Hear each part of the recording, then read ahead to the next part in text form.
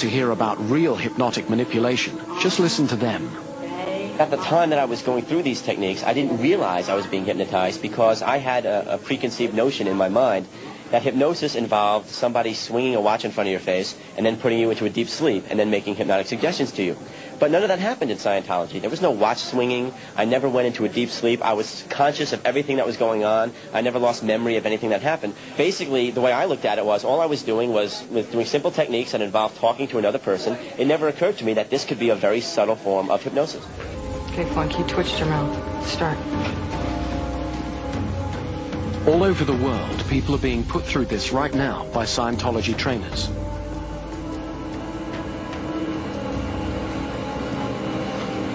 Okay, Flunk, you gave a big sigh. Okay, now what's actually occurring here as this happens is the control is starting to go in, where there's one person starting to control that your emotions, your movement, etc., and your willingness to be controlled. And you're going to finally have to be able to do this for 2 hours without a twitch, without a movement, without anything else. What I'm aware of is when I stop my attention from moving and I totally focus upon you, I begin to go into a trance because my conscious mind is looking for movement, but it's being fixed and held. Now, we're going to do this drill until your tone 40 is totally in. Okay, now this is done screaming, so it's going to get a little bit loud for the camera. You're a student. Start. Stand up! Sit down in that chair! Flunk, you failed to acknowledge. Okay, start. Stand up! Thank you! Sit down in that chair! Thank you! Stand up! So, Robert, what does this do for you? What does this technique actually achieve? Well, the purpose of this is to give you the ability to direct your intention to get something accomplished. Now, you must understand in Scientology, however, there's two sides of this. While you are learning to get something done, so I say, Paul, go over there.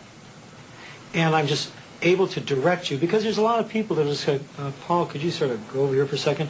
Gives you that commanding presence. So it's like a military training kind of drill. Exactly. Very much so. Now, the other thing that's important to know, however, is in Scientology, you must learn to be commanded.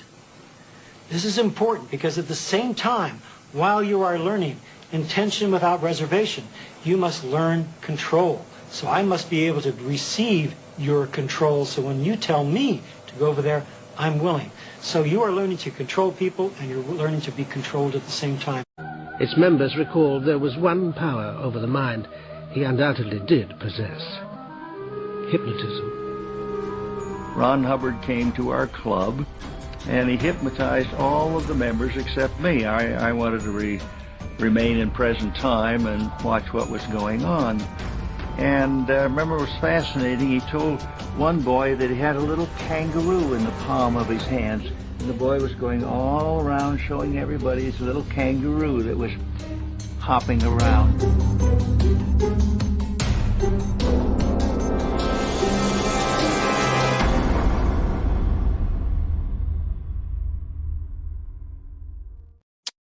That, my friends, is a sample of the training routines, usually the first drills that a Scientologist encounters on something called the Success Through Communication course that induces the hypnotic trance. And these are repeated all throughout a Scientologist career until they die or until they literally wake up out of the spell. And this is the third video that we've done, third and final one, breaking down the TRs, a deep dive of the TRs, if you will. And the reason we've spent so much time on it, anybody that's watched the previous two videos on it, we really go into detail because they're really important and fundamental. But when we get going up the rest of the bridge, we will move much faster. To pick up where we left off last time and to join me, I welcome my lovely co-host, Mr. Marcus Sawyer.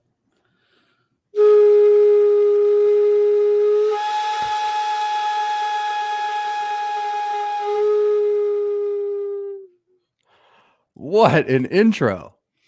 That was spooky. That was awesome, bro. Mira said it was spooky. I agree it was spooky. When we watched it in the green room, it's spooky. I love that it, dude. introduction is a fundamental. Is a total fundamental for everything that you do on the bridge. True. And I will say that guy actually when he said you're learning to accept control without reservation, but he said you're also learning control, I would say you're learning to be controlled without reservation. Oh, So we're going to cover that, and we yeah. already covered that. Exactly right. I'm glad you highlighted that point, though, because that's a huge part of the subtlety of it. And before we jump in, let me answer a quick question that came up before. Also, I don't know if it fits the topic of the stream, but can you maybe touch on the niacin overdosing? Yes, Mira, in part 1 of the Bridge to Total Amnesia, where we're deep diving on all the levels, the very first step is the purification rundown, and we cover the niacin overdosing and everything in that. And you can find that in the playlist called Backflash Fridays. And Mira, that actually helps us lead right into quickly showing people like the bridge, what we're breaking down, and where these TRs fit in. So before you even get onto this bridge, you have basic choruses, fundamental choruses before you do the real serious stuff. So like I said, you'll have, you'll see at the very bottom here, let me blow this up. So enormous, you have to blow it up. At the very bottom, Mira, we covered the purification rundown, which is step 1 on the auditing side. We're on the TRs and objectives now, which, by the way, this has since been turned into the survival rundown, which is only objective processes by David Miscavige in recent years. But when I did it, it was the TRs and objectives. So real quick on how this all works is these are introductory services. These are really challenging auditing actions and choruses that you take. So it's too much for the average humanoid, as Hubbard would say. So they introduce a watered down version of these training routines in something called the Success Through Communication course. And this falls right here under the Life Improvement course route. And then when you finally get on the bridge, as mentioned, it's right here. And it's also over here on the training side. I don't know if you can see this, but it says Professional TR course and Hubbard Professional Upper Indoc course. We're going to be covering the remaining TRs that we didn't cover, starting with TR 2.5, and we're going to cover all of the Upper Indoc in this thing. So that's quite a bit to cover. We're going to show you some videos. We're going to demo some stuff. We're going to tell you our personal experiences with these things. And we have some other interesting information to kind of dive off of in lieu of, I don't know, recent happenings in the ex-Scientology community. So, Marcus, are you ready for this? Are you ready? I'm not sure. Okay. I'm not sure. Okay, let me add this to the stream. So all of these references are linked in the description box. If you want more information or you want to refer back to anything, it's always in there, including this reference, which I highly recommend checking out if you're into this stuff. So these are the Scientology training routines, a critical review by Perry Scott. And we've covered OTTR0, TR0 confronting, TR0 bull bait, TR1 Dear Alice. Jesus, that was fun to do last time, bro. TR2 acknowledgements, and then we're picking it up here from TR.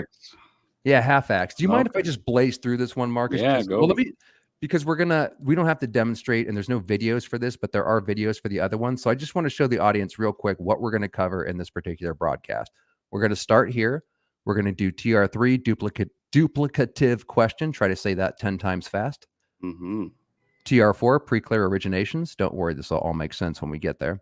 Now we move into the Upper Indoctrination TRs. How ironic is it, Marcus, that they literally call it indoctrination and our dumbasses still stayed in there? I know. It's explained, though, when you realize you're going into hide the truth in plain sight. Thinking clearly. 100% all throughout Scientology. That's why these are so important, guys, because it really is hiding truth in plain sight. How can you listen to Hubbard? How can you fall for this? This is how, guys. The TRs are so important to inducing trance logic, which is what you stay into on these choruses. Anyways, all throughout your career in Scientology. We're going to cover TR5, hand mimicry. That's going to involve a little clip from Charles Manson and shit. We'll talk about him, how he used that. That one's obsolete, but we're going to cover it because there's something to say about that. TR6, 8C, body. We'll explain what that means. Part 1 and Part 2. TR7, high school Indoc. TR8, tone 40 on objects. TR9, tone 40 with bull bait. So that's what we're covering. So Marcus, I'm just going to read off the half act because we covered 2 here, acknowledgements in detail. So there's no reason to spend much time on this. And we'll get right into TR3, the duplicative question after that. So the coach reads a line from Alice in Wonderland, as we did in the last part, and the student must respond with a half acknowledgement, such as, or uh-huh, This is supposed to be a technique for getting the PC to continue talking. Remember, this is all about supposedly how to communicate better, how to use the calm formula by giving him the feeling that he is being heard. In contrast, Hubbard emphasized that a full acknowledgement ends a communication on a topic. If done powerfully enough, really good TR2, it ends communication altogether. This is why Scientologists can be so curt. Thank you. Yes, I got that. They're trying to administer control. Hubbard says in HCOB, that's Hubbard Communication Office Bulletin, blah, blah, blah, that an auditor, quote, can take a PC's head off with an acknowledgement.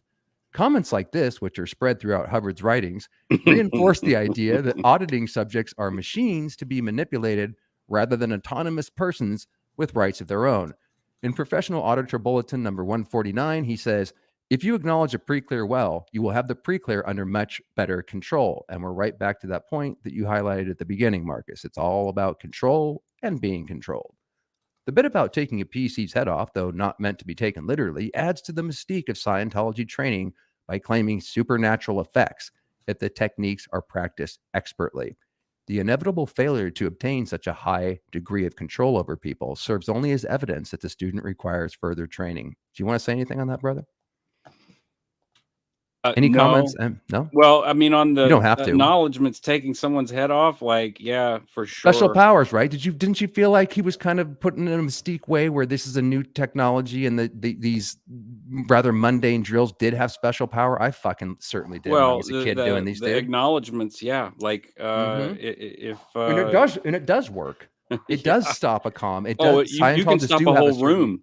You can stop an entire, you could go out in public and go to Starbucks and shut everybody up in that whole place with an acknowledgement or just one piece from the comm formula. Are you saying Scientology does give you superhuman powers? No, because I don't think I'm saying that when you go into a Starbucks and say, hey, it just blew everybody's ears out that's listening on headphone. Well, that's take your head off with the acknowledgement.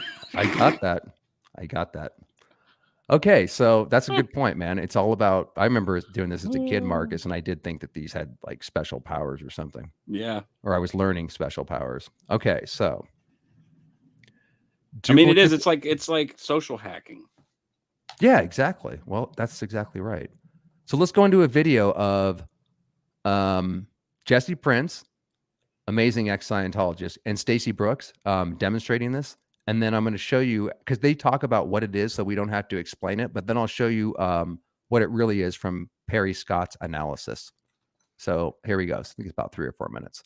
And if you need to jump in, Marcus, or you want to make any comments, please do so, and I can stop the video pretty quickly.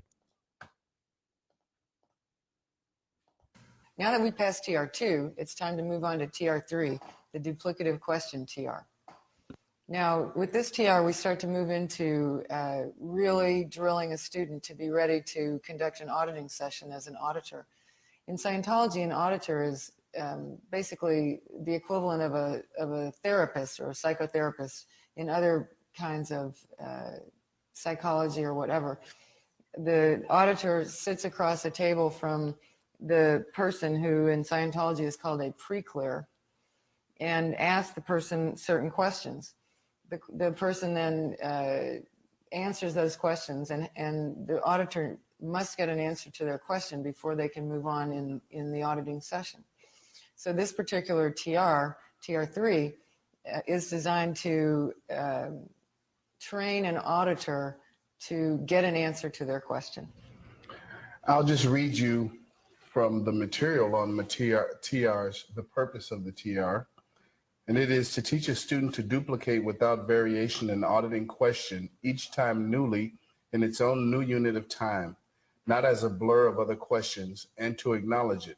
To teach that one never ask a second question until he has received an answer to the one asked. I'm going to be the coach, and Jesse's going to be the one asking repetitive questions, and I'm going to flunk him every time he doesn't ask me the question newly and in a new unit of time. Okay, start. Do birds fly? Yes. Good. Do birds fly? Yeah. All right. Do birds fly? Yeah. Thank you. Do birds fly? Your glasses are crooked. I'll repeat the auditing command. Do birds fly? Your shirt is dirty. Okay, flunk. I distracted you. Start. Do birds fly? Your shirt is dirty. I repeat the auditing command. Do birds fly? Yeah. Okay. Do birds fly? The sun is going down. Okay, flunk, you looked away. Start. Do birds fly? Yeah. Thank you. Do birds fly? The sun is going down. I'll repeat the auditing command. Do birds fly? Yeah. Thank you. Do birds fly? Yeah. Good. Do birds fly? That table is broken. I'll repeat the auditing command. Do birds fly? Yeah. Thank you. Do birds fly? You know, your mustache is crooked. Okay, flunk, you felt your mustache. Okay, start. Do birds fly? Yeah. Thank you. Do birds fly? You know, your mustache is crooked. I Okay. Flunk, Ugh. you made a face. Okay. Okay, start. Do birds fly? Yeah. Thank you. Do birds fly? Your mustache is crooked. I repeat the auditing command. Do birds fly? And not only that, but your collar is really frayed. I'll repeat the auditing command. Do birds fly? Yeah. Thank you. Do birds fly? And your fingernails are very dirty. Okay, flunk, you looked at your fingernails. Okay. Start. Do birds fly? Your fingernails are really dirty. Okay, flunk, you looked at your fingernails. Oh, okay. Start. Do birds fly? Your fingernails are really dirty. I'll repeat the auditing command. Do birds fly? Yeah. Thank you. Do birds fly? Yeah. Good. Do birds fly? You need to wash your shirt. Can I break in and you pause? Like, Absolutely. Okay, Perfect time, so- actually, because we have some questions coming in. Yeah. So Juliana was asking about. Oh, Marcus, we're duplication. I got them all starred. If you Okay. don't, believe me, you'll have plenty of time to riff on them. I got 6 starred. Okay. So let's just finish this. And then I think I have a reference that can answer some of these questions right off the bat, but it's over to you. We're almost done with this thing. He almost stops twitching his mustache, a la Hitler, right? And gets through this. We're almost done, bro. And then we'll get to it. start. Okay. Do birds fly? Your shirt is dirty. I'll repeat the auditing command. He's about to pass. And also, guys, if you notice, he has his previous TRs in. He has OT-TR0 where he's being there. You notice that stare that he has? That's the TR0. He's taking the bull bait by being thrown off and continuing with that stare. So all the previous TRs had to be in, including his mind not wandering. Birds fly? Yeah. Thank you. Do birds fly? Yeah. Thank you. Do birds fly? Your glasses are cracked. I'll repeat the auditing command. Do birds fly? Yeah. Thank you. Do birds fly? Yeah. Good. Do birds fly? Okay, that's a pass. Thank you. Okay, now, Marcus, right before we take up Juliana, I want to show you one thing that I kind of skipped to show that might help to answer that question that you start riffing on. So here's what Scientology says that it is. One of the questions that comes up is the word duplication and kind of what's going on here. I'm going to show you what Scientology says that it is. And then Marcus is going to jump on some questions, and then I'm going to show you what it really is. Okay. So here's from their website. What the hell were those people just doing? So, and this is what they say, and notice what they're going to leave out when we show you what it's really doing, how it's putting you in the trance, getting you in control, etc. So the purpose, they say, is this drill teaches you how to ask something over and over, but each time asking it newly, as they say in Scientology, in a new unit of time, as if it had never been asked before, and you just thought of it. This skill is useful when a question you ask is not answered and you need to ask it again. And then they talk about the position. The questions that you use are, do birds fly or do fish swim? And these questions are used because they're questions anyone can answer. Yeah, right. Pick one of the questions used in the drill and use it over and over. Do not mix the two questions. And then there you go. So there's some examples. And the instructions are what you just heard and saw. So with that in mind, Marcus, let me throw this off, and then I will take up some of the questions here, which are starred, and we'll start with Juliana. I believe you wanted to take up this, right? Yeah. So duplication. When you have perfect duplication, you have something called as-isness. Okay. And what as-isness is, let's pull it. I didn't have my dictionary ready this time. Are you sure this isn't going to get too complex? Yes, it won't Okay. get that complex because it's just duplication. So as-isness, as-isness tech dictionary. We can take the time to do this. It's fine. Okay. While you're doing that, I can show them something else that's pertinent to this while you're looking it up. Sure. And okay. This will be relatively quick. I want to show you what Scientology is. I want to show you what's actually happening on that now that you know their version while Marcus is looking that up. And this will also answer another question. So let me share this. Oops. Here we go. I found it. Just real quick, Marcus, if you don't mind, I'm not trying to hog it. I just want people to understand before you hit them with all this crap. So what's happening in TR3 is students ask the coach repetitively, do birds fly and do fish swim like you saw? The coach tries not to answer. Student repeats the question until this repeater phrase verbatim. I will repeat the auditing question like you guys just heard. This is continued until the student knows he will be asked questions and until he can answer them. The coach tries to physically leave the session. They didn't do too much of that there. And the student must restrain the coach and place him or her back in the chair. Repeat the same question until it is answered. Drill is passed when student can always get his question answered.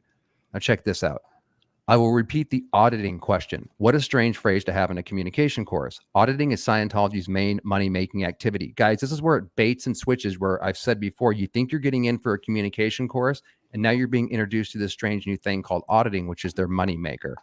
So it's highly sought after counseling, auditing, which is integral and with making it up the bridge. Auditing up to this point has been hyped as the road to nirvana, and now the student is introduced to a preparatory drill for auditing or being audited, namely that the question must be answered to the satisfaction of the auditor, not the pre-clear.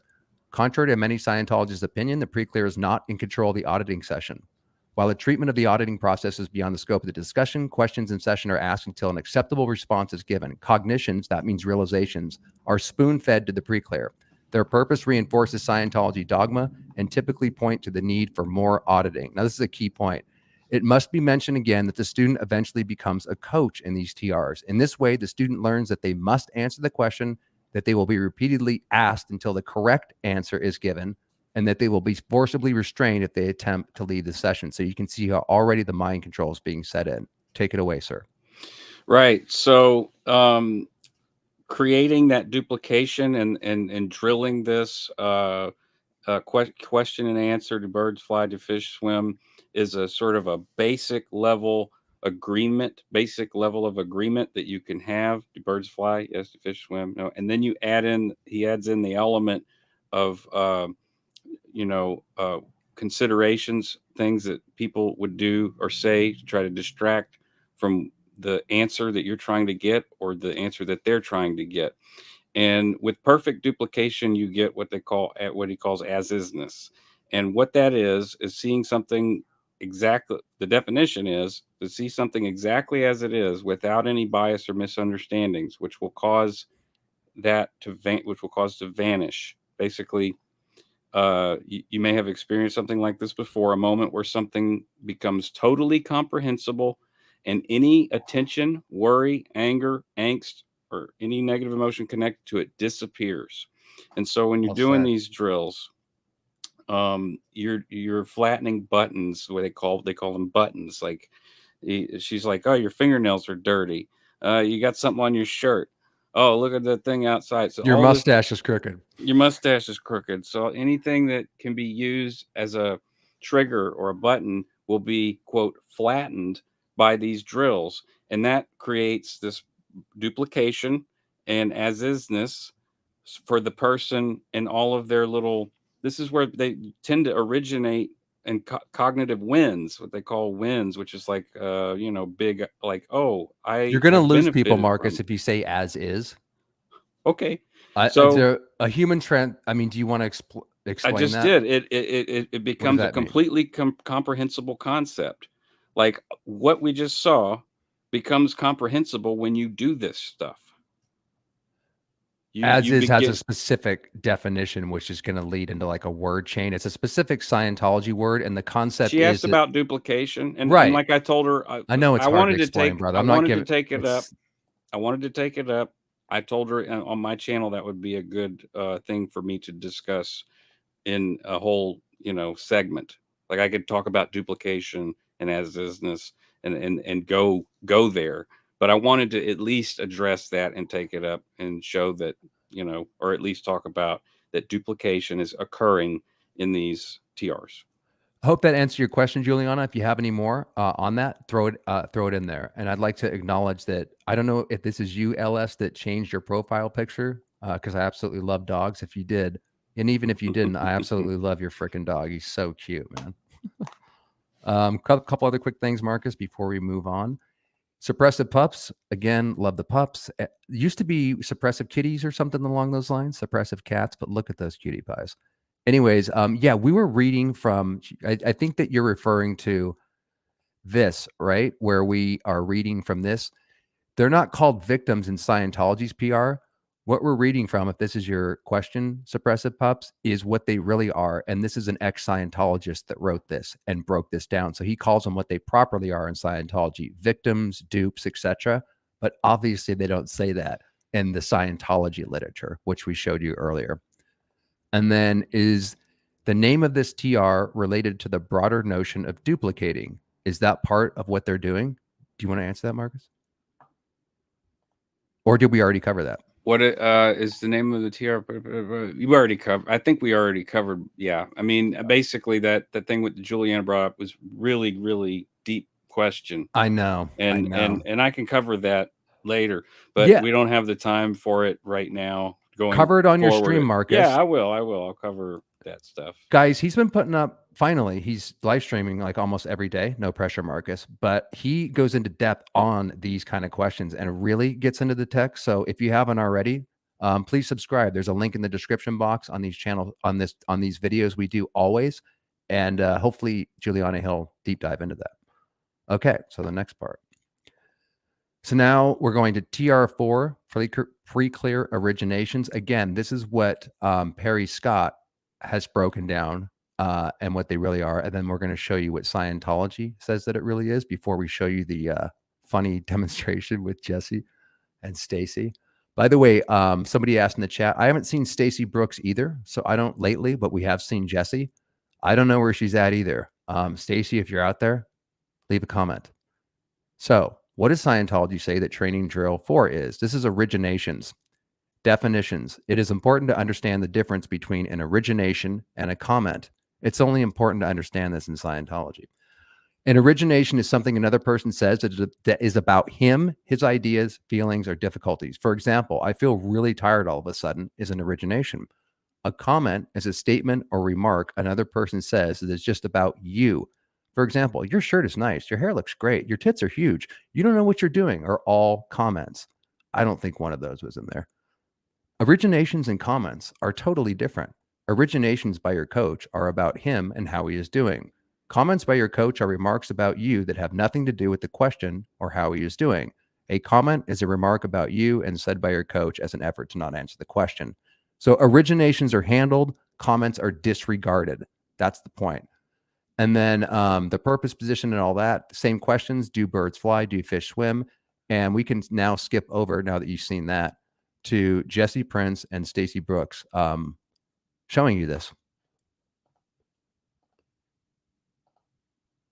Wait until we get to Marjorie Wakefield demonstrating these with some funny guy, Marcus. It's fucking hilarious. Okay, now that we've passed TR3, it's time to move on to TR4, which is called pre-clear originations.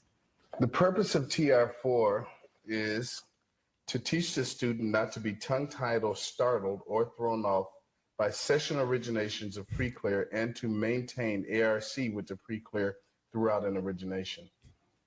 ARC means affinity, reality, and communication. In Scientology, it's considered that this triangle, affinity, reality, and communication, enable a person to communicate much better with people when they understand how this works. So what Jesse is talking about in this drill is teaching the auditor how to keep someone in communication during an auditing session when their attention is diverted to something else during the session. And the commands for this training routine are similar to the one we did before. The student runs, do fish swim, or do birds fly on coach. Coach answers now and then, but makes startling comments from a prepared list given by a supervisor. The student must handle the originations to the satisfaction of the coach. The pre-clear origination sheet is just a list of statements that the pre-clear can make for the drill. Things like, I feel all confused. I feel awfully tense. My head feels like it has a tight band around it. Things like that. And the training stress. Just to show you that, guys, real quick, what we're given is we're given a sheet that looks like this, where we have an origination sheet. And these are what we're to say. I have a pain in my stomach. The room seems bigger. I had a twitch in my leg. I feel like I'm sinking. The colors in the room are brighter. These literally sound like someone's acid trip. And that's on purpose, by the way, because we talk about the age regression, Alice in Wonderland being used, playing with clay, and all sorts of age regression techniques that you learn to get used to. So when you're hit with the gibberish higher on the bridge, you learn to accept it. I feel lighter somehow. I feel terrible, like I'd lost something or some whatever. Wow, I didn't know that before, etc. Right? So back to the drill. So this particular drill is the student is taught to hear origination and do three things. 1, understand it. 2, acknowledge it. And 3, return the pre-clear to session. If the coach feels abruptness or too much time consumed or lack of comprehension, he corrects the student into better handling. So you ready to go? Okay, so in this one, you're going to be the coach? Yes. Okay. Ready? Mm-hmm. Okay, start. Do birds fly? Yes, they did. Good. Do birds fly? I just realized I've had a headache for years. Really? Mm-hmm. Well, let's carry on with the session. All righty. Good. Do birds fly? Yes, they do. Good. Do birds fly? Is that a booger hanging out your nose? I'll repeat the auditing command. Do birds fly? No. Good. Do birds fly? No. Okay. Do birds fly? Wow, this room seems bigger. It does? Yes. Okay. Well, let's carry on with the session. All righty. Okay. Do birds fly? Yes, they do. Good. Do birds fly? I think you messed up when you were trying to arch your eyebrows there. I'll repeat the auditing command. Do birds fly? Are you wearing contacts? I'll repeat the auditing command. Do birds fly? You know I never did like your hair. Okay. Is it okay with you if we go on with the session? Sure. All right. Do birds fly? Still don't like your damn hair. Okay. I'm going to give you the command again. Okay. Mm-hmm. Do birds fly? Yes, they do. Good. Do birds fly? Ooh, can I have a cigarette? Let's wait till the session's over, and then we'll have a cigarette, okay? Okay. All right. Do birds fly? Yes, they do. Good. Do birds fly? Your eyes stink. Do they? Mm-hmm. Okay. Is it okay with you if we carry on, though? Yeah, okay. All right. Do birds fly? Yes, they do. Good. Do birds fly? Mm-hmm. Okay. Do birds fly? My, what a long nose you have there. I'll repeat the auditing command. Do birds fly? No, absolutely not. All right. Do birds fly? So ridiculous. Absolutely Kinda not. feeling warm The all birds over. fly? Really? Yeah. Okay. Well, I'm going to give you the command again, all right? All righty. Okay. Do birds Alright. fly? Yes, they do. Okay. Do birds fly? No, Good. Do birds fly? this is silly. This is silly. This is silly. What's happening? This whole thing's just silly. Well, is it okay with you if we go on a little bit longer? Well, you know, if you want to indulge in silliness, I guess so. Okay. Can I give you the command? Quick comment. Notice how she has to put on the emotion, even, normal human reactions about however you'd be feeling when this is happening. You notice how she has to be uptone, happy, and put on a fake smile because she's not necessarily feeling it at this moment. So you're seeing how emotions are being shut down and very controlled. Command again? Sure. All right. Do birds fly? Yes, it is. Good. Do birds fly? Weasel flying out your nose. I'll repeat the auditing command. Do birds fly? Yes, they do. Good. Do birds fly? Yes, they do. Good. Okay, that's it. That's a pass. Great. Thanks. Yeah. Okay, now She real quick. passed. Now, by the way, these go on for hours and hours. You don't pass them in 10 minutes. No. Sometimes you'll be on one for an entire day, and then maybe several days, and you just end off at a good I did point. so much of these, man. Me too. These Is it bringing some specifically- shit back, dude? Well, I mean, yeah, I guess it's just sort of like there was some at a certain point I actually was like wanting to do more than the course soup was like. He's like, Great no, you're point. past. You're fine. You're floating needle. Great point. And I'm like, but I'm like I like handling so this. much. Yeah, I'm getting off so much charge. Oh my god.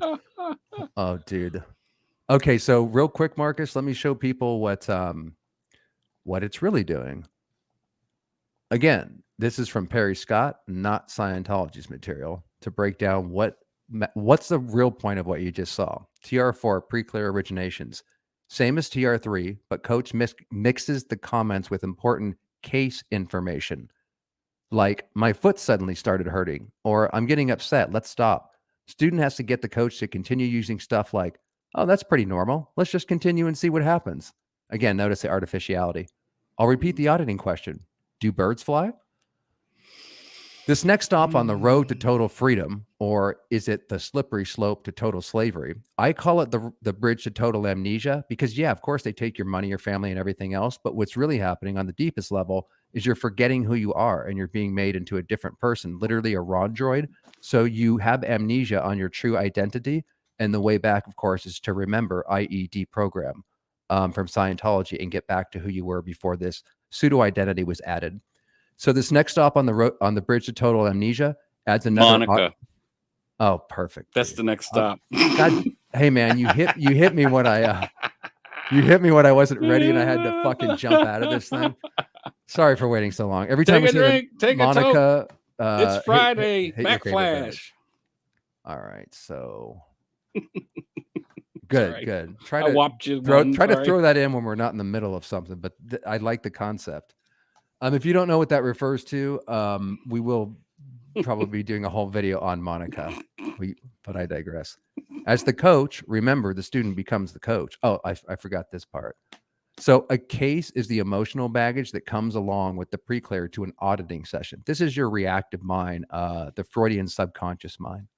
Scientology teaches that our reactive mind, which can be thought of as the devil, must be pushed aside in order to achieve clear, i.e. salvation. As the coach, remember, the student becomes the coach. The student learns that they may feel strange things during an auditing session, thereby increasing its allure. Rather than being viewed as warning signs that they are being controlled in session, the pre-clear is conditioned that if these strange feelings are, quote, handled, big case gains can occur. Exactly what you just said, Marcus. The point of I want to do more TRs. The point of the auditor's complete control of the session is reinforced. This is going to answer another question that someone had in the comments. Any diversions by the pre-clear will be summarily, quote, handled, but the question, God damn it, will be answered to the satisfaction of the auditor. Amen. You can fucking write that in words of fire, man, because that's true. You ain't getting out of this fucking session. And as we go, you're going to see the physical restraint and other shit that's used to prevent you from leaving. Right. TR4 is nothing more than an exercise in overriding someone's better judgment. The normal apprehensive feelings about being asked certain questions should be swept aside because they are part of your, quote, reactive mind. If you want to go up the bridge, you need to handle those distracting feelings of apprehension. So there you go. That you can see, hopefully, how we're not just a bunch of dumbasses. We're literally having our emotions being shut down step by step, and we're being put into a trance, which becomes easier and easier to get into over time. Or like Jesse, you know, he's been out for X amount of years. When he saw that video, could snap right back into it. Yeah. Yeah. So let me just take some questions up here, Marcus, and toss them at you.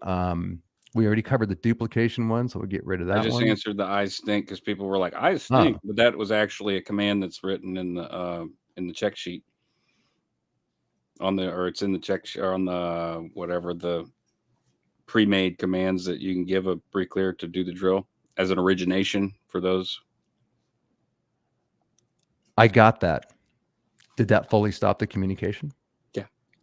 Purple Groovy. As we carry on with these TRs, you're right. People would laugh, and that's covered as we're going to go on here, which these previous TRs that you're seeing in this video and the previous one are all steps to make sure that you don't laugh as Scientology gets sillier and sillier.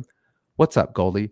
Did any active Scientologists ever bother to ask or ever wonder how LRH learned of Xenu, etc.? Like, what research did he do to find that out? Well, since I got up to that level, that's the last one I did before I literally went mentally insane.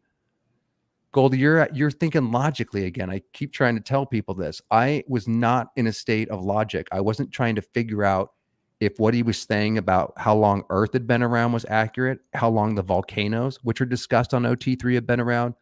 I have had my reality reframed over at least 15 years and hundreds of thousands of dollars and thousands and thousands of hours of tape lectures, choruses, doing them over and over again. Only 5% of people get up to this fucking level. So by the time I got up here, you can appreciate how maybe just with the TRs alone, Goldie, we're just not thinking logically. None of that's crossing my mind. And also my reality, like every Scientologist, the whole metaphysics of everything is reframed. So it doesn't matter what science says. It doesn't matter what the government says. It doesn't matter what the facts are. The facts become LRH's cosmology. So terms like billions of years, hundreds of trillions of years, really outrageous numbers that he claims to know about the past through his own auditing. L. Ron Hubbard reframes all of that. So we are definitely at odds with facts at this point. I hope that answers your question. Do you want to jump in and say anything, Marcus? 11 mud cakes. Hello, Doug and Marcus. I'm fairly new, but all I've seen is Scientologists overly concerned with other Scientologists. I thought they wanted to help the world. Where? I haven't seen this. I know what you're talking about, 11 mud cakes. Stay tuned. I assume that's in reference to the Over the Rainbow video that went out. We are going to talk all about what I think you're talking about, but that we can't do it here because we're talking about the TRs, but stay tuned. I'm working on it. Okay, so what else? Okay, so now, Marcus, this is fucking funny, dude. Now we move over to Marjorie Wakefield. Okay. She's so funny, dude, because Marjorie Wakefield is an ex-Scientologist. It would be good to know where she's at nowadays, too. And she wrote a book called The Road to Xenu. And I just love her monotone. Like, she is a fucking Scientologist in these drills. And what we're going to be showing here. Oh, I actually have to show this first because we got to cover a little bit of Manson here. Okay, so before we get to Marjorie, who's going to demonstrate TR6 8C body control, we have to cover this obsolete one. So let me read this out real quick, and I'm going to show you a quick video. So TR5 is called hand mimicry, and it's been obsolete since 1965. The auditor and student are seated closely enough for auditor's knees to be locked outside of the hypnotic subjects. And we showed you earlier that picture of how close they really are. That's to violate your boundaries and get you used to having your boundaries violated by having your space invaded. The auditing, not to be confused with Scientology Space Invaders.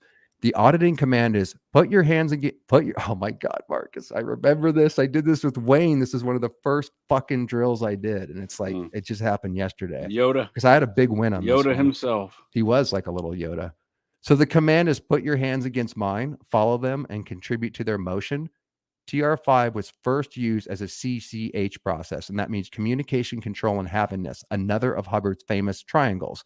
At that time, I believe it was early 1957, the TRs were used as processes, and it was called hand mimicry. If you had objective processing, you remember, put your hands against mine, follow them, and contribute to their motion. Now, real briefly on this, as discussed earlier, this is moved over to the TRs and specifically objectives part. So since that was what I did right after the TRs, I remember sitting with my auditor, Wayne, and doing that. That was also one of the drills that Charles Manson used with his flock on the ranch. Now, there's a whole deep dive that we did on the channel with Manson, which completely destroys John Atac's attempt to call Jolly West a good guy. He went on Eric Hunley's show a couple days ago, and he put out this article on Tony's blog trying to dismiss Tom O'Neill, who wrote an amazing book about Manson. And this is going to lead into a quick video that I'm going to show where some of the Manson people talk about this hand mimicry drill that he would use on the ranch, but he used a lot. Go check out the episodes of Summer of Psyops, part 1 and 2. It's called Scientology, Son of Sam, and fucking, what is it called? The Summer of Psyops. Manson, Son of Sam, and Scientology. It goes into all this. And there's another video called The True History of L. Ron Hubbard and Scientology, an interview that's 2 hours long. That's about 4 hours of material there just to break down Manson's connections and how he fits into the wider scheme of shit, including Scientology. Basically, John was butthurt. He's either really ignorant or he doesn't. I don't think he is. He was trying to defend Jolly West, who is a well-known MK Ultra doctor, one of the sickest, most psychopathic maniacs to exist in the MK Ultra field.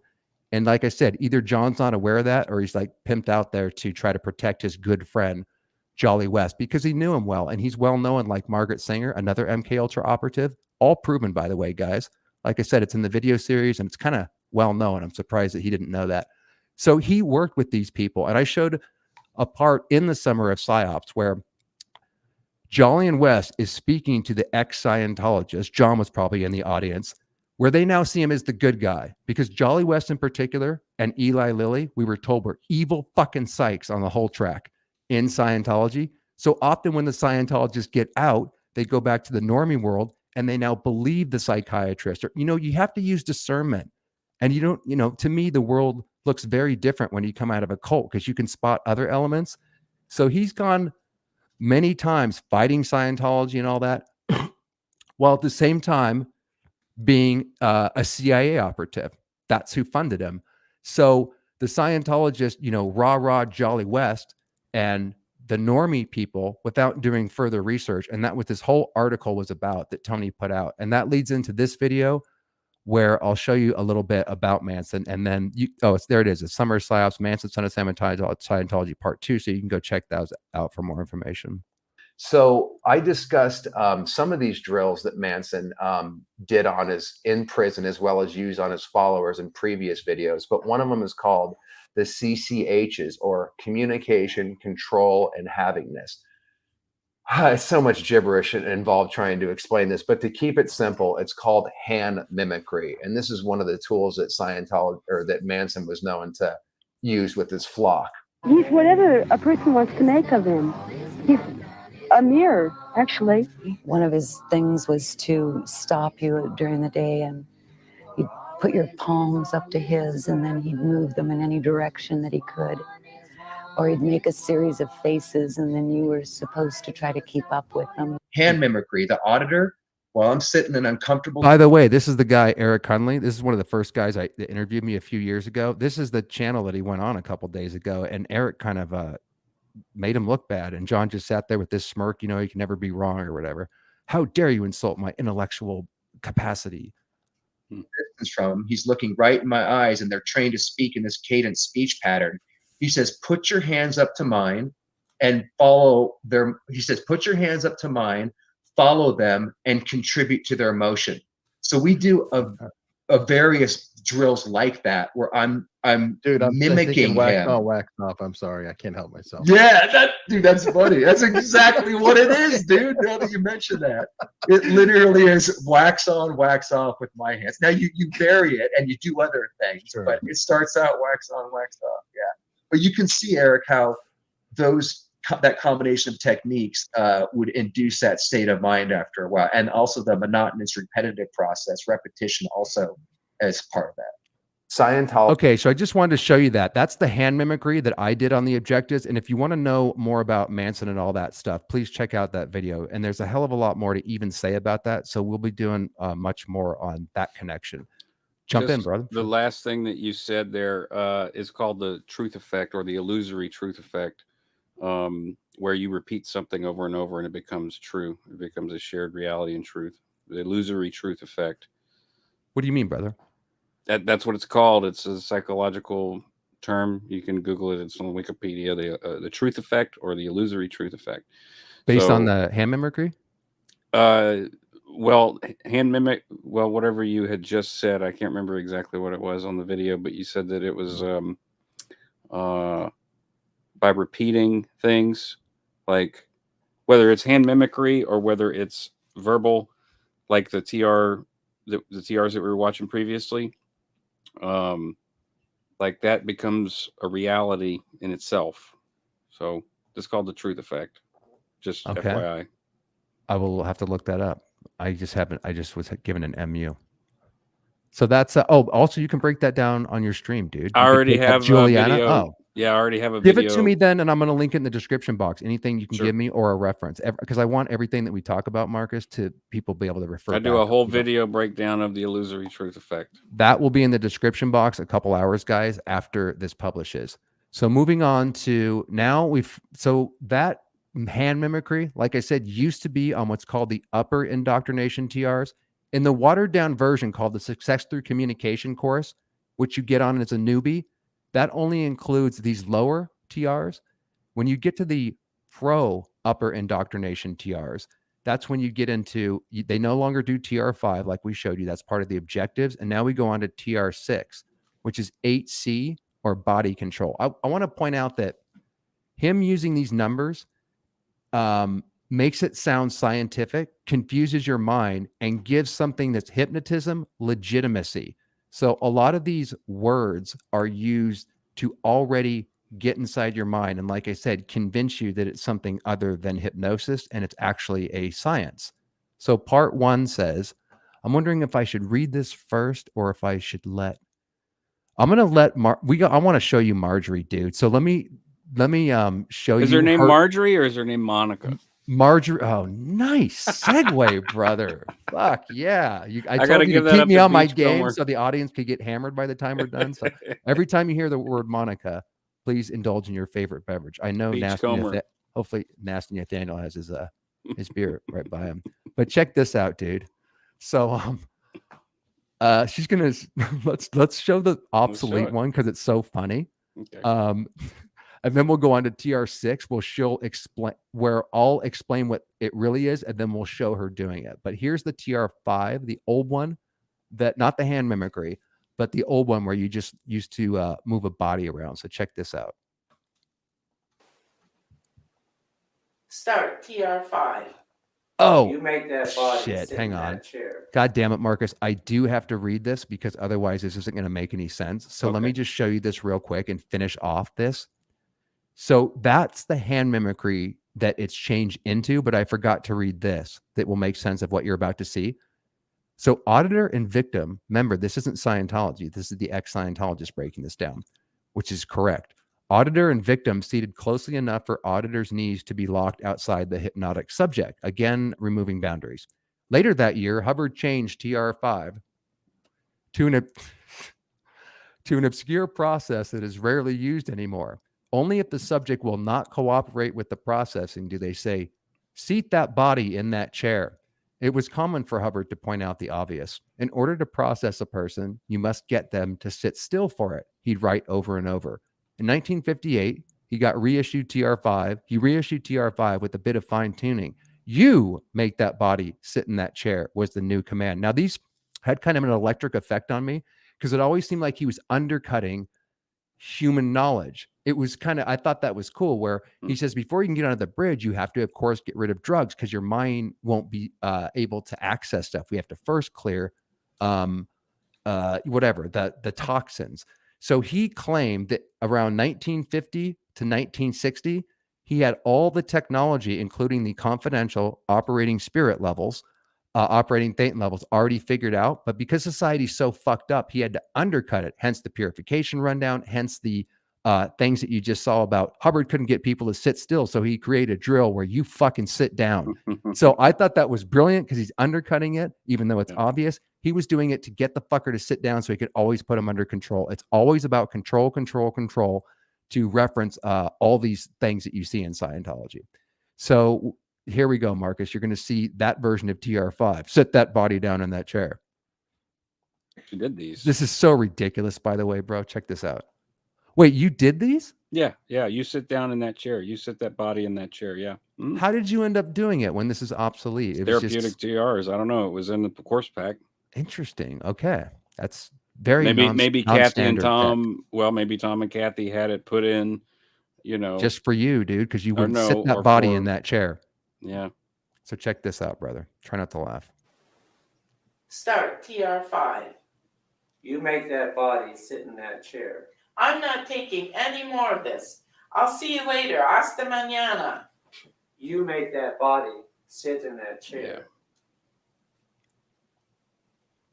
You mean I can't leave? I'm leaving. You make that body sit in that chair. No way, man. I'm leaving. Hasta mañana. Hasta luego. Whatever you want. I'll see you. Definitely. You make that body sit in that chair. Okay, phone for not enough intention. Okay. I'm not taking any more of this. I'm leaving. You make that body sit in that chair. That's enough of this stuff. I paid good money for this, and it's not doing any good. I'll see you later. You make that body sit in that chair. So ridiculous, dude. That's it. Okay, hang on a second, Marcus. Let me just say something here. Trigger warning for me. Philosophy, that's actually coming up. Did you already cheat and fucking because that's actually a part of it. And if you okay, so I'm starting to wonder if this hand thing is not only helping hypnosis, but as a form of magic, like how Hitler used in his hands when speaking. So much of Scientology was taken from Hitler. Consult the video on the Raised in a Secret Society series called The Bridge to Total Amnesia Part 1. That's season 1, episode 5.5. And there's other episodes, but that one shows you what the Hitler and Scientology connection is. And then also his son Nibs talks all about that, how Hitler's magic was transferred over to Hubbard.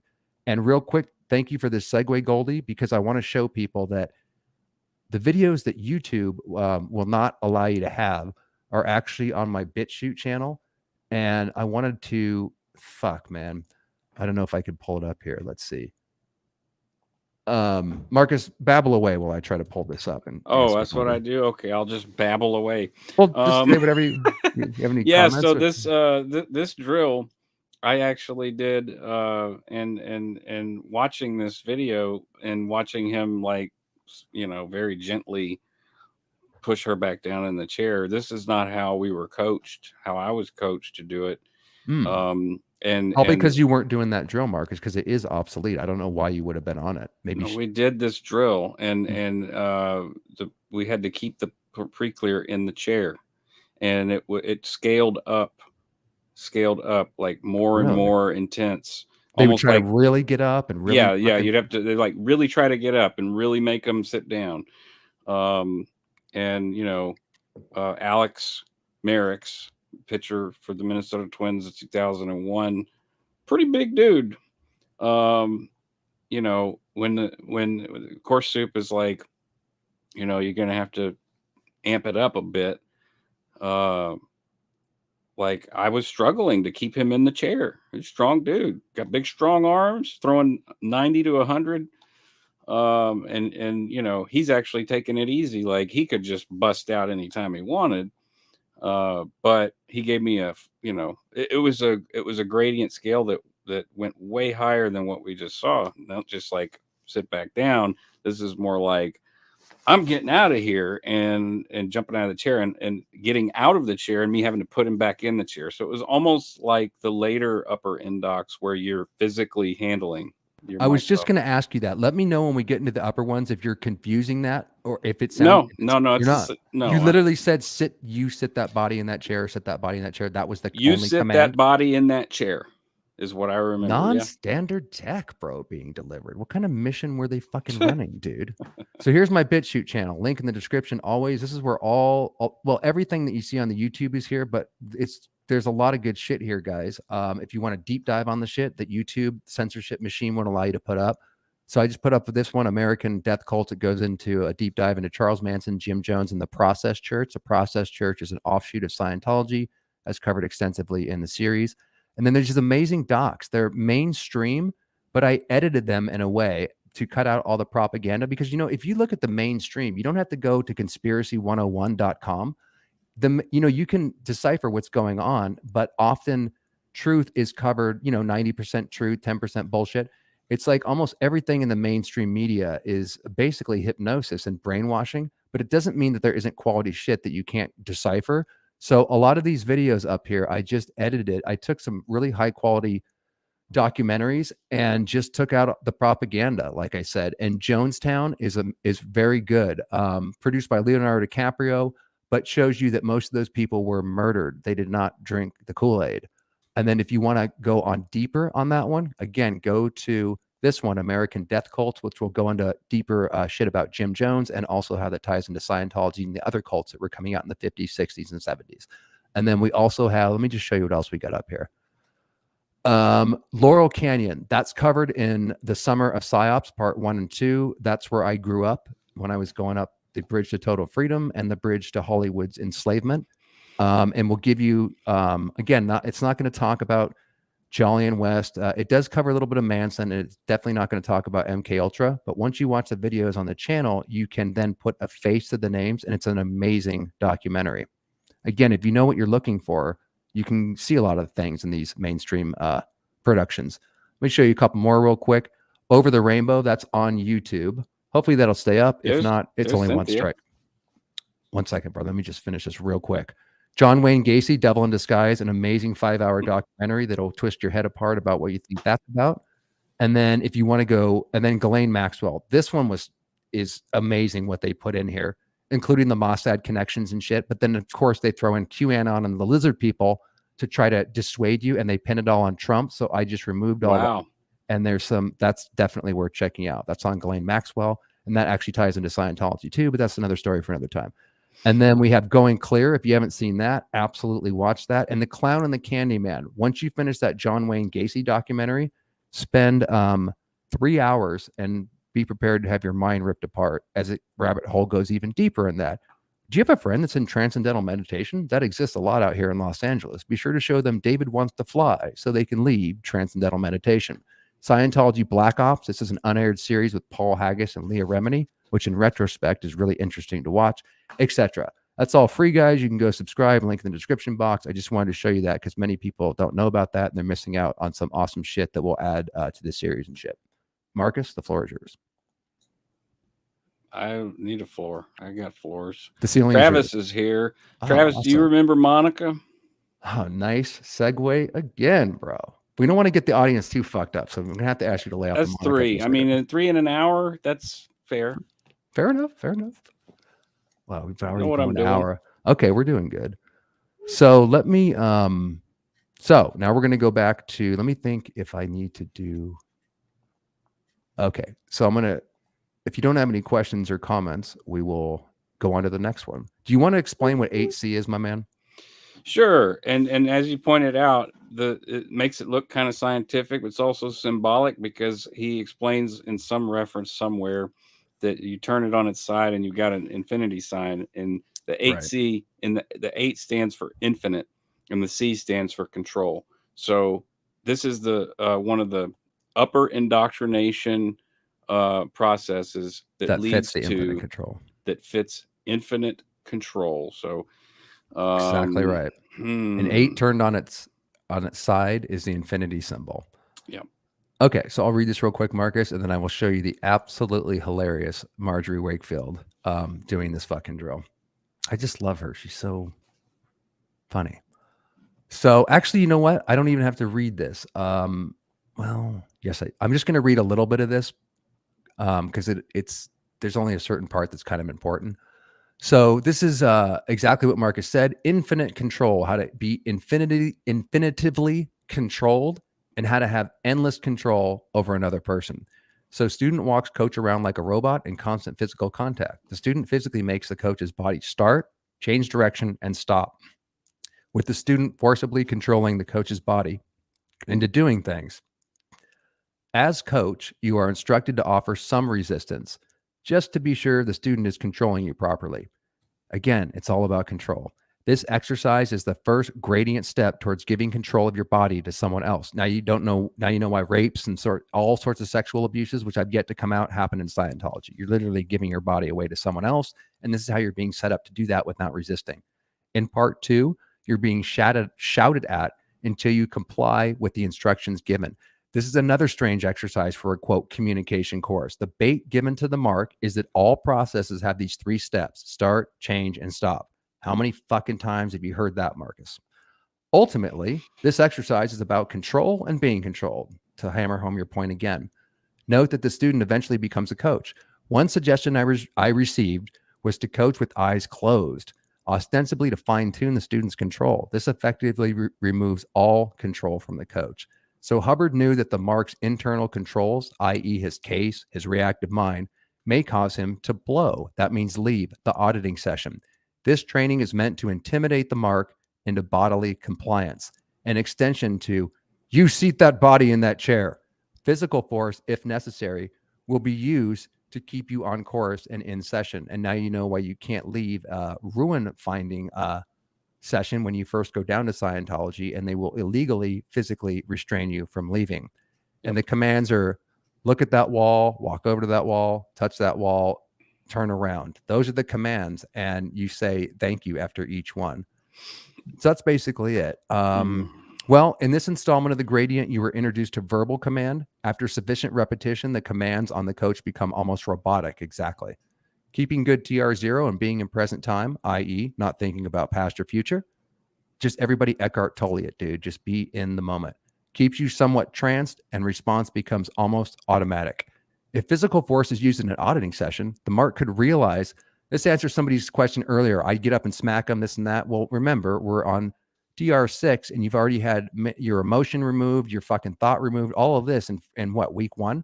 So this is why, and Marcus explained earlier how he's very capable of beating the shit out of someone, and why he didn't beat the shit out of the guy that tried to make him leave. And not only did he not beat the shit out of him, that was a huge turning point as to how he actually got into Scientology. Consult previous interviews with him, please. If physical force is used in an auditing session, the mark could realize that he's actually being controlled against his will and blow the session in Scientology as well. Therefore, it's necessary to condition the mark to respond to firm but not overbearing verbal commands like a good little robot.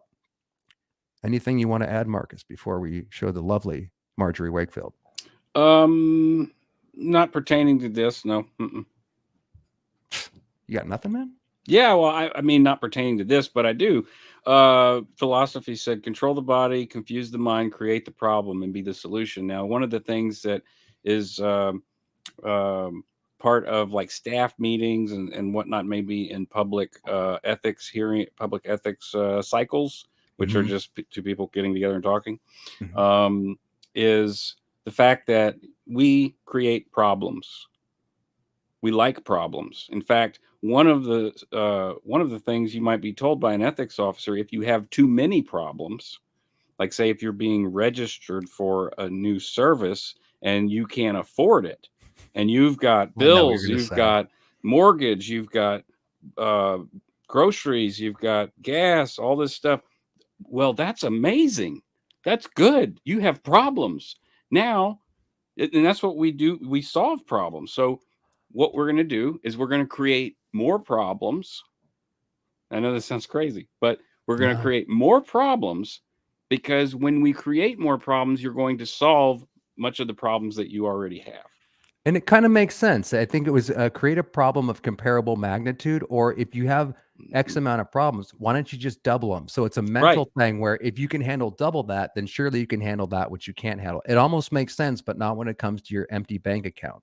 Just great bigger. Yes. You just described that perfectly, and that's a huge theme that I'm glad you fucking threw out there, dude. Philosophy says some Scientology can help you with that. Philosophy, thank you so much for your contributions and comments. You are a sharp cookie, and I really appreciate your wisdom and you know. Colonel dropped a kernel of knowledge too. No matter how big the number is, it's still closer to zero than infinity. Market zero, dude. Yeah, I just watched that last night. I just watched it last night. Me and Cynthia watched Big Lebowski. What we're talking about is what's on my wall. Obviously, people sure. Dude abides. Let's do it. Fucking zero, dude. Great comment, Colonel.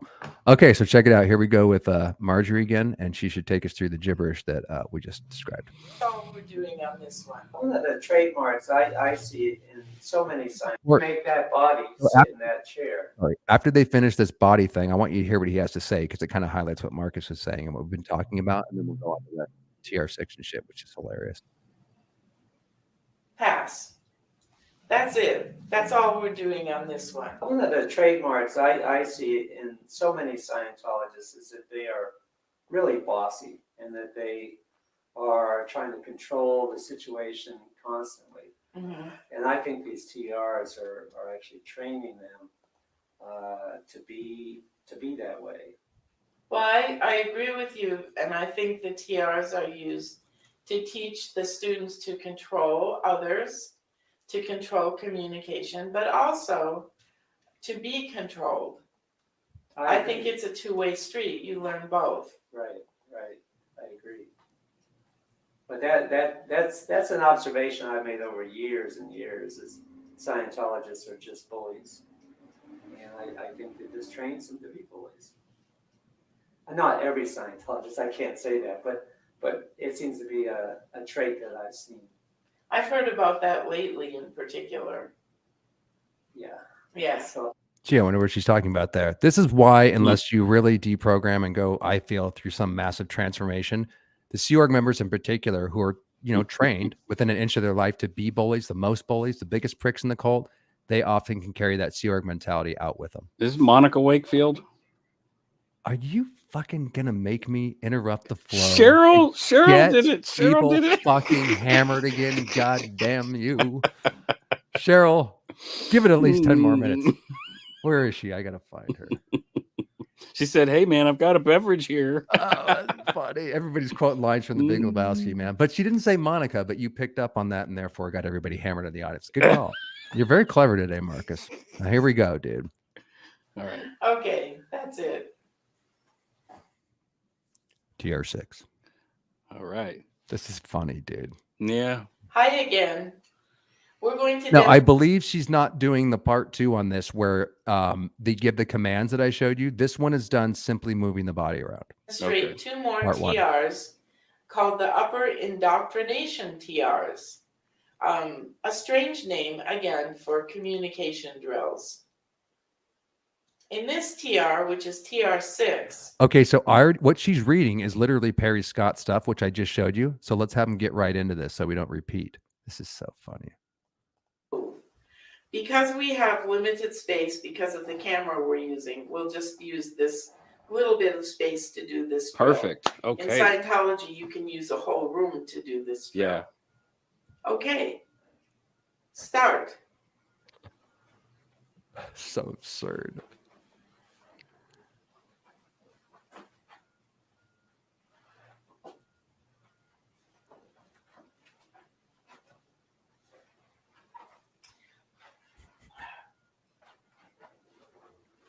I don't want to do this anymore. Wait a minute.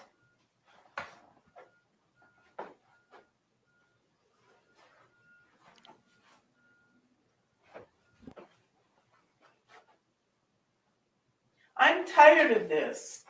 I'm going to sit over there. Can you imagine if the neighbors walked in? This is why you have to be around other Scientologists in order to do this absurdity, because you know you're kind of doing something weird that your mates aren't going to understand that aren't Scientologists. Yep.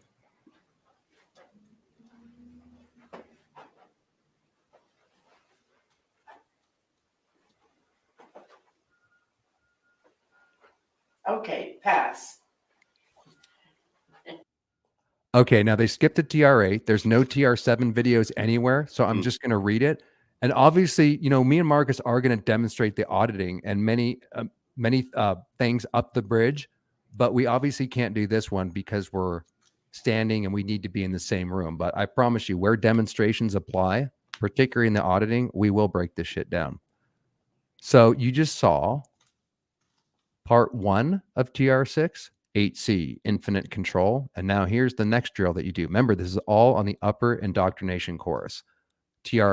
Upper Indoc TR course, which costs about, what, $1,500 probably nowadays, $2,000 to do this. I would say more like $2,400, $2,500. Yeah, bucks, maybe even close to $3,000. It was about I think it was $1,400 when Alex did it.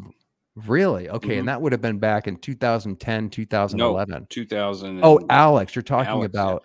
Alex Merrick's. He would have done it in 2003. Just to let you know, these guys, once you get the basic courses are simple or cheap, they're 50 to maybe 150 at the most. But yeah, what Marcus said, that's right. I don't think this course is any less than $1,000, and they're all expensive.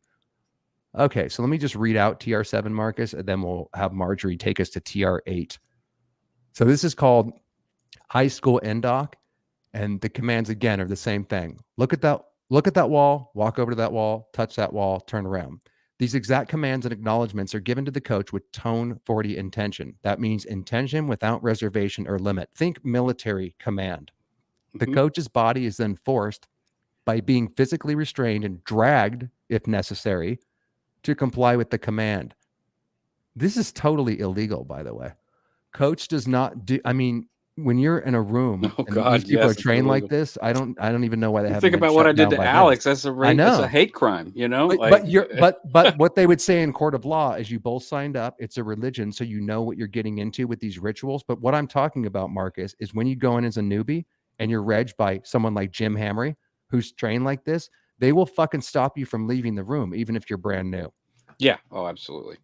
The coach's body is then forced by being physically restrained and dragged if necessary to comply with the command. Coach does not do more than physically thwart the student from forcing him to comply, but not too hard, at least not yet.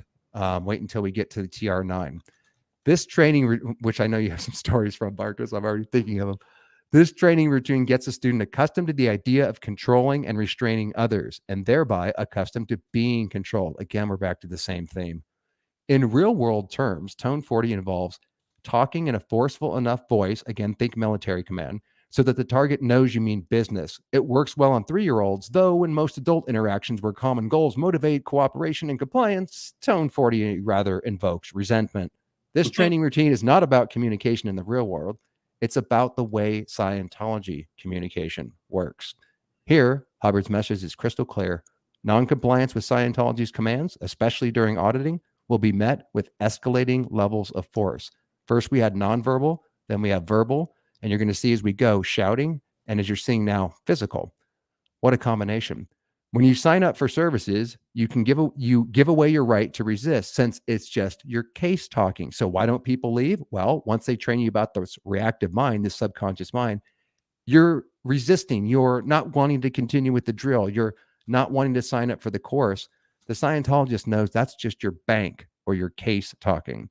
Your case is something to be, quote, handled, and it can be handled up to the point of physical intervention. So, Marcus, I'm going to show you Marjorie Wakefield. So that's TR7. And now you're going to see the next drill, which is TR8. And I'll just let them do it and explain it. It gets more ridiculous here, dude. Trust me. There's some serious tone arm action in the chat today. Hell yeah. The final drill or TR training routine that we're going to demonstrate today is TR8 or tone 40 on an object. Tone 40 means total intention. In other words, you tell someone or something, in this case, an ashtray, to do something with so much intention that the ashtray. I just wanted to say this was shown at the very beginning of this video, that intro where you saw Stacy Brooks and her husband, I believe Robert Von Young, doing the ashtray drill. This is the famous one that movies and stuff like to parody, and I believe it was also featured in My Scientology movie with Louis Theroux because it's so ridiculous. Ashtray or the person has no options, has no alternative except to do what you tell it to do with tone 40.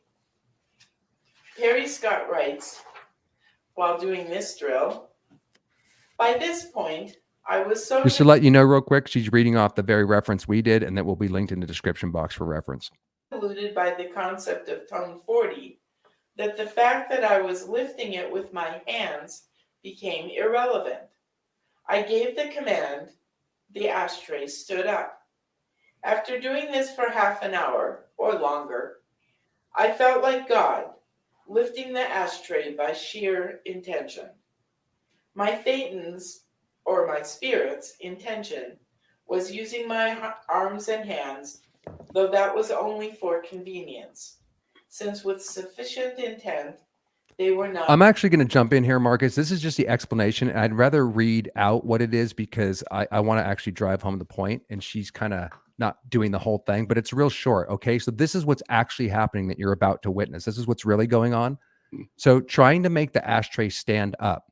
Student gives tone 40 command, stand up, and you have to fucking yell this shit. Somehow intention has to do in this drill with screaming. Again, think a military sergeant.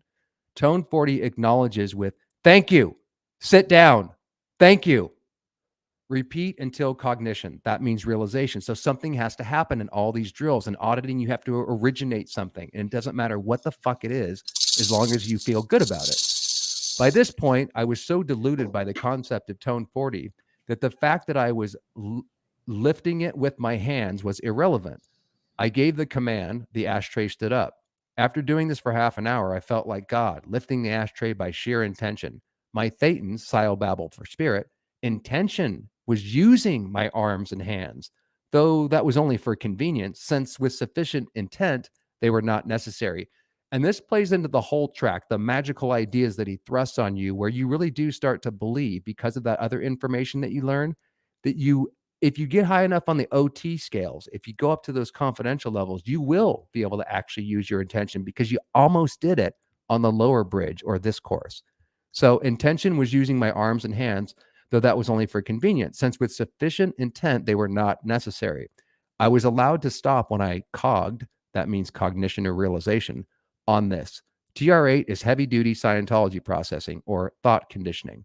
In retrospect, TR0 bullbait is a mandatory prerequisite for TR8. Again, someone in the comments was saying, how can you not laugh your fucking silly ass off? Well, we have the other drills in place, particularly bullbait, where you can't laugh.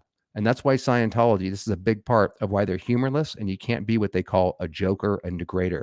So in retrospect, TR0 bullbait is a mandatory prerequisite for TR8. Without it, uncontrolled tone 40 laughter would be the result. Having experienced a delusion makes it easier to understand what happens at the higher levels. Repetitive exercises numbs the mind to the point that even simple actions become nearly supernatural. Okay, Hubbard, explain to me how shouting in an ashtray helps me communicate with the real world. And here they are, shouting at said ashtray. One for not using enough intention. Let me start at the beginning. I missed it a little bit. Stay TR8. But I say to you, is you be the judge. Okay, start TR8. Stand up. One for not using enough intention. Start. Stand up. One for not using enough intention. Start. Stand up. Thank you. Sit down. Thank you. Stand up. One for not using enough intention. Start. Stand up. Thank you. Sit down. Thank you. Stand up. Thank you. Sit down. Thank you. Stand up. Thank you. Sit down. Thank you. Stand up. Thank you. Sit down. Thank you. Stand up. One for blinking. Start. Stand up. Thank you. Sit down. Thank you. Stand up. Thank you. Sit down. Thank you. Stand up. Thank you. Sit down. Thank you. Okay, that's it. I still don't feel like you're using quite enough intention. I don't want to yell too loud in here. Okay, But it's okay. It's okay. It's okay. All right. They're probably like in an apartment building, scaring the shit out of their neighbors with this, going, what are these fucking maniacs doing below us? Start. Stand up. Thank you. Sit down. Thank you. Stand up. Thank you. Sit down. Thank you. Stand up. Thank you. Sit down. Thank you. Stand up. Thank you. Sit down. Thank you. Stand up. Thank you. Sit down. Thank you. Someone's fucking dog is doing. That's better. I know, dude. Glum drop. That's fucking funny, man. Is your dog really freaking following these commands? Dog It's like, what? What am I supposed to be? Where's the fucking treat, goddammit? Yeah, why am I? I'm doing it 5 times. So funny, Glendrop. Jesus Christ, we have some fucking real jokers and degraders in the audience. I see. To ethics, all you after the stream. Don't worry about the neighbors. Let's try it one more time. This is just very weird. Okay. Okay. Start. Notice he said it's really weird, and then she, having her previous TRs in, goes, okay, it handles the origination and continues. So people say this is weird all the time. They want to leave. They're physically restrained. You can see how, again, bit by bit by bit. It's a really clever man, L. Ron Hubbard. You know, we talk in the past and we'll talk in the future about where he got this tech. It's all stolen, but man, did he package this shit on as what he calls the gradient really nicely. Stand up. Thank you. Sit down. Thank you. Stand up. Thank you. Sit down. Thank you. Stand up. Thank you. Sit down. Thank you. Okay, good. Pass.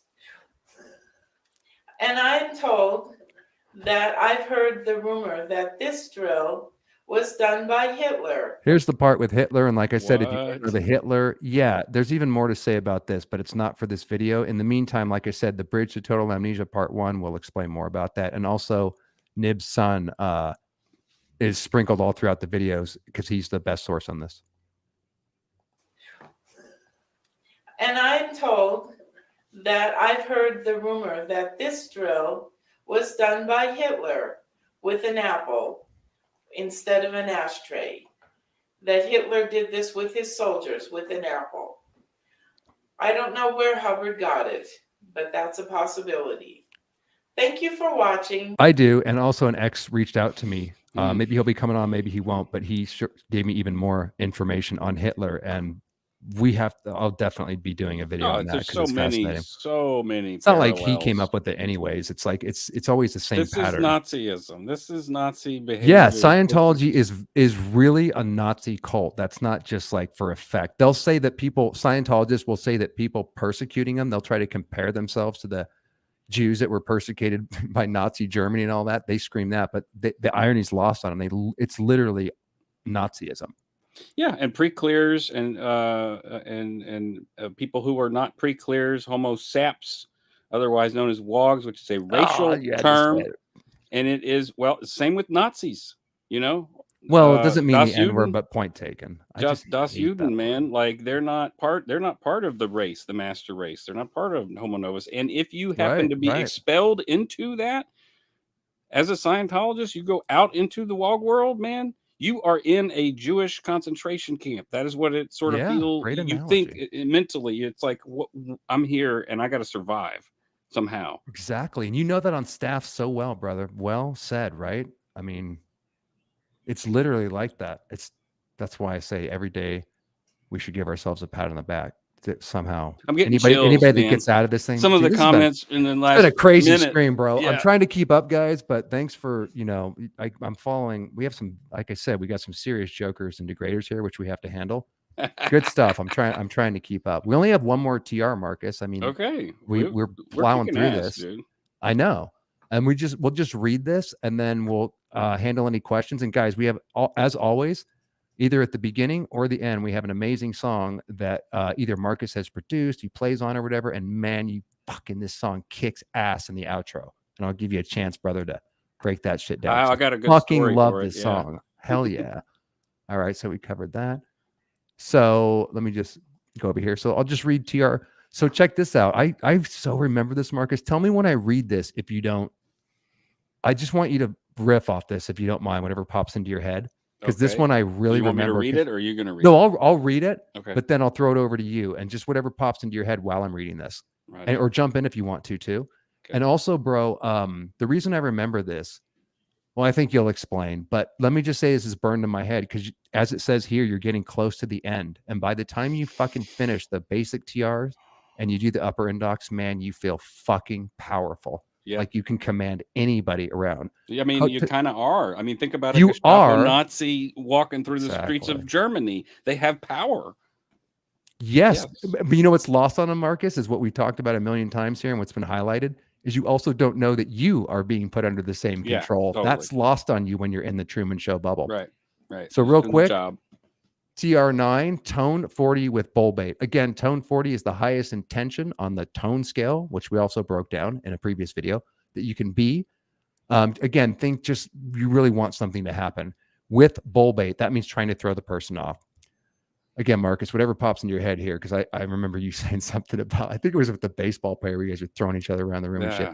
Man, so TR7, this is TR7 with verbal bull bait by the coach. Student uses physical enforcement to assure compliance. The auditor is trained for situations in which a PC wants to blow or leave the auditing session. At this point, the student's nearly done with the course, and man, do you fucking feel good, and is being body routed to the registrar for the next service. Real quick point on this. You write a success story, your biggest high when you finish, and like I've said a million times in the videos, when you come out of a high in an auditing session or you finish a course or you write a success story, someone is waiting and planning and trying to, work with when is this guy getting out? Because you're in a suggestible alpha state. You then are routed to the registrar. Or so theta while you're state. literally in a trance, beta, alpha, theta, delta. We'll have to cover that too.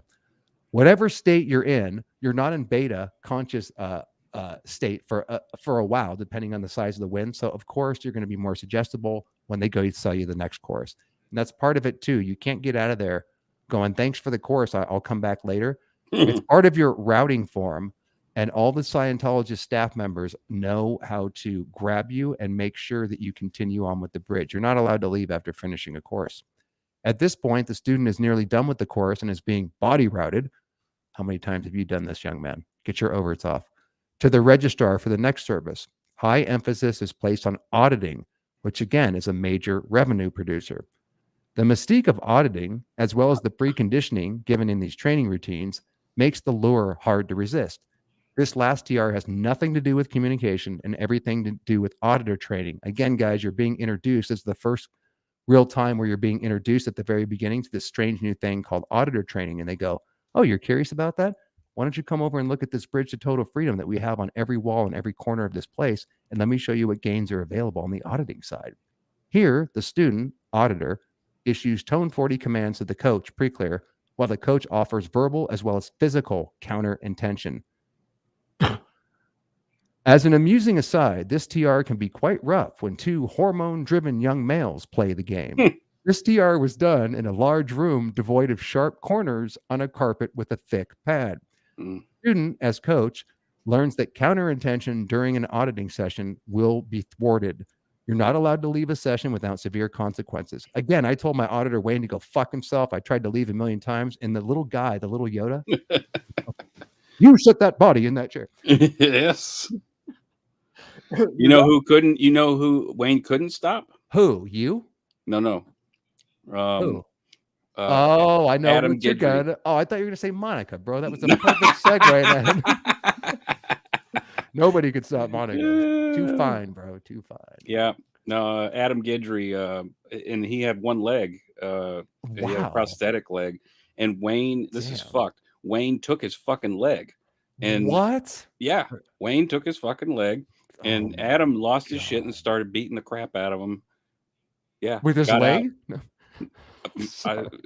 Adam, he's Creole too, man. I He said, "Man, I'm telling you, I'm leaving this goddamn session. Fuck this shit. I'm not doing this crap no more. I'm not answering any more of your goddamn questions. I'm going back to Louisiana." You know, and Wayne was like, "I got no, you ain't got shit, T. You ain't got a goddamn thing." Damn. And he got up, and Wayne was like, handling him, and Adam said, "Boy, you better get off me. You better get off me." And then Wayne took his fucking leg. That you want to hear another story about what you just reminded me of the leg thing? When I was at the AOLA doing my preparations for the OT levels, this is in Los Angeles, guys, on a place called L. Ron Hubbard Way. There was a auditor that had one leg and he had a fake leg on the other one. Dude, I felt so bad. But again, I was trying to get out of the fucking session like I've done a million times. The only reason I come back is because we're told, I know I have a case. So I know that I'm reacting and I'm going to have to sort it because it's not the auditor. It's not, I'm being brainwashed. I know I'm reacting from this case. So I got up, dude, to leave, and he fucking his leg came loose or whatever. And he lost his leg and he fell over. And I actually what a came back in the pitiful- room. what a I know. pitiful I said, I'm place. sorry. Because, dude, I was fighting him, man. And he Yeah. kept, he did his thing and his leg and he kind of stumbled over. And I said, I'm so sorry, dude. He gets himself up. I go over to try to help him. And that was enough to actually keep me in the room when I was absolutely fighting him to get the fuck out of there. And perfect time on the intermission. Bring in the cutie pie. Come on, Lulu. This is Lulu, 17 years old, blind. And even though she looks adorable, I have seen evidence that this dog You has heard it. Yeah, I heard it, dude. And I'm sorry that she drives you crazy. But again, the face is enough. What's up, Cynthia? How are you, young lady? Said, Cynthia loves her little baby. Oh, Anybody with dog pictures in their profile, please throw them up. Yeah, I don't think Wayne beat him with the leg. Just to clarify. Thank you, man. I think Adam got the leg Jesus, back. I'm sorry for laughing at that, man, but it's No, the he talked about absurdity it. that It's hilarious. He's like, right. man, Wayne tried to get me to stay in that chair on my session. I'm like, I told him I'm leaving. I done told him I ride out. I'm leaving. I ride out, and I'm going back to so sad. Golden Meadow. Oh my God. Philosophy, they just haven't gotten high enough on the bridge to total amnesia. I'm sorry, freedom, in order to grow back that leg. But trust me, it's coming on OT9 if the leg hasn't regrown by then. How can a Scientologist have one leg? I mean, surely Elron's tech could regrow a leg. That sounds ridiculous, philosophy, but those kind of claims on that level are actually made, and you do start to believe in it. That's actually how he got back into Scientology. He had left when he was a teenager, but then he went and got in a wreck and lost his leg. And they said, you see what happens when you leave and join the WOG world?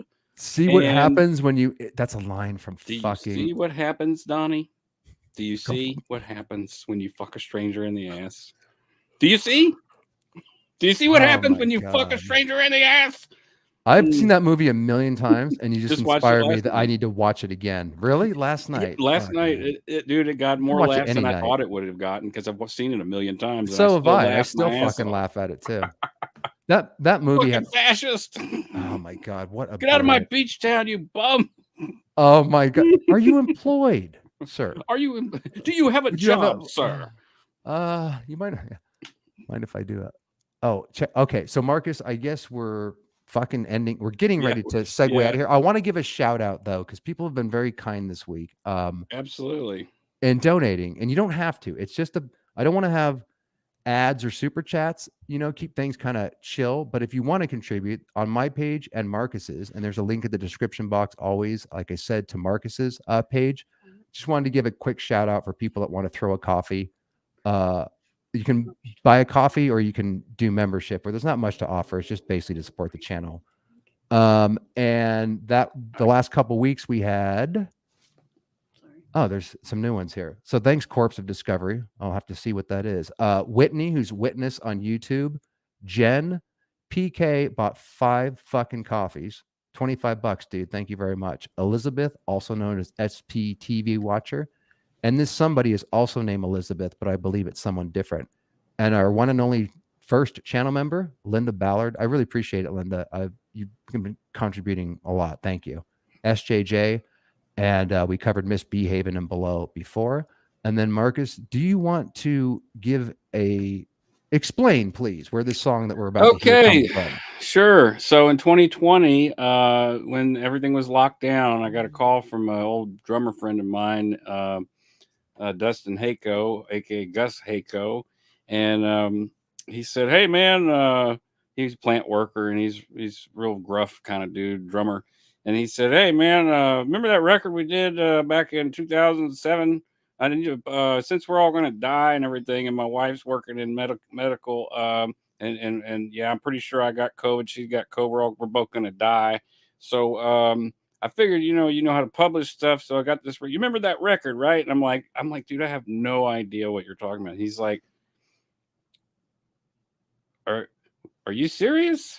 Because we did a whole record in 2007, and you were there all the time producing and recording the record.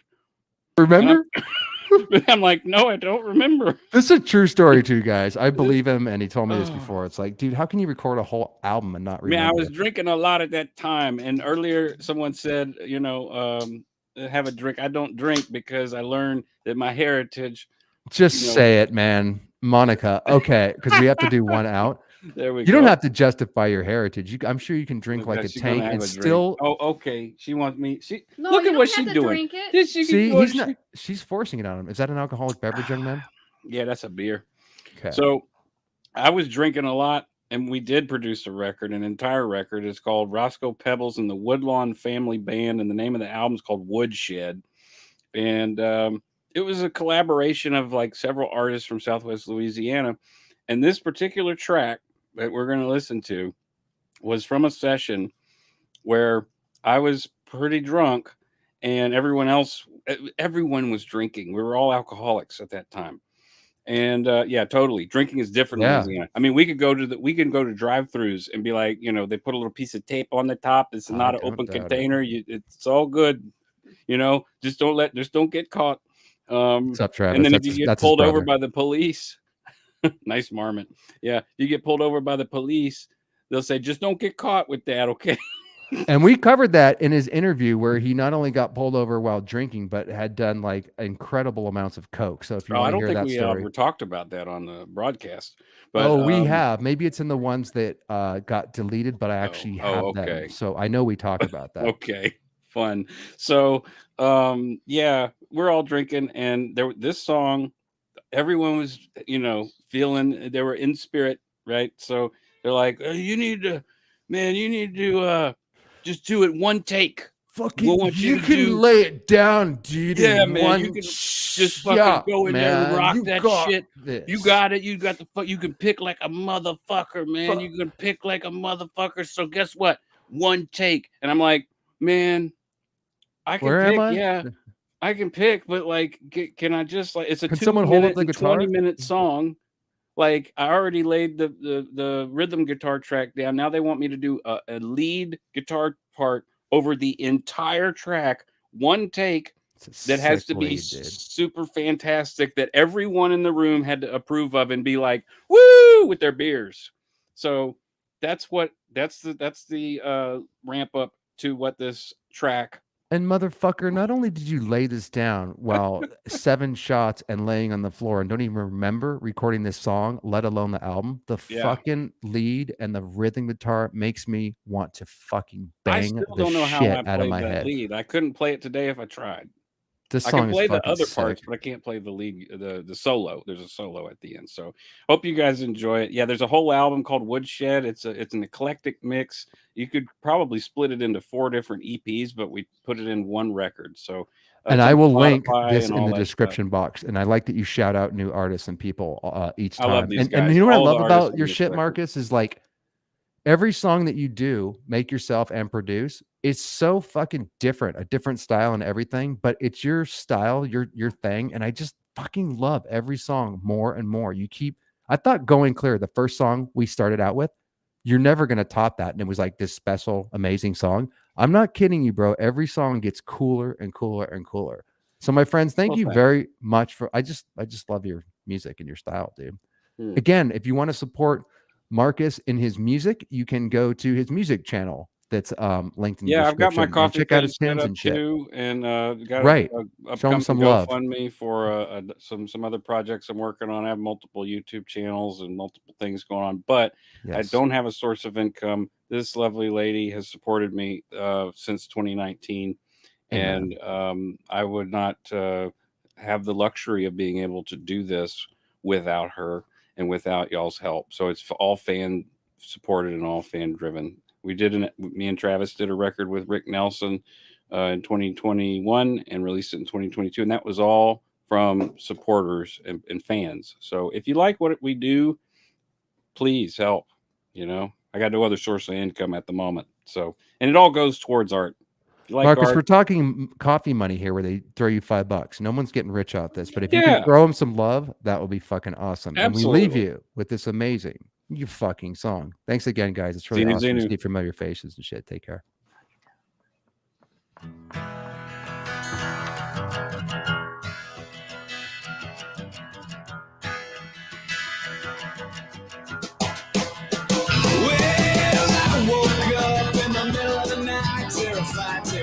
Terrified. All of my fears and all of my worries wouldn't let me sleep. I've been fighting over you for so long that it can't be right. Tell me what else can I do? The clock alone won't pass the time. When I woke up in the middle of my 20s, hungover, dead, broken, dry.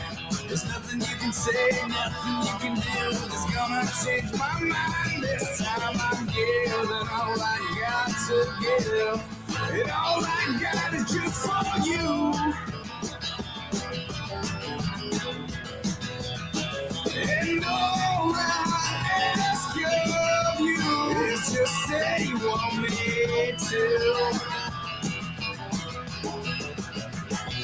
It's a lonely, low way down. I've been thinking there must be no way out. This it seems to be. I just want you now. I've been thinking, sitting here alone. Baby, won't you just come back home?